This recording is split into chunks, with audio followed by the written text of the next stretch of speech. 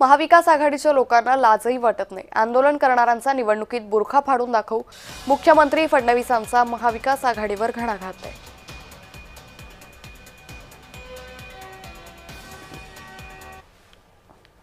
राष्ट्रवादी म्हणजे शरद पवार, उबाठा आणि काँग्रेसचे लोक हे कशा प्रकारचे लोक आहेत म्हणजे कधी कधी यांना लाजही वाटत नाही की यांनी आपण मंजूर केलेली योजना जी योजना मंजूर करत असताना 800 कोटी रुपयाचा भार हा महानगरपालिकेवर येत होता।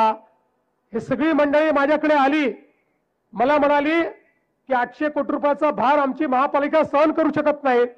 आपण एका मिनिटात GR काढला आणि सांगितलं संभाजीनगर महानगरपालिकेचे पैसेही त्यांचा हिस्साही राज्य सरकार त्या ठिकाणी भरेल, हा निर्णय आपण केला।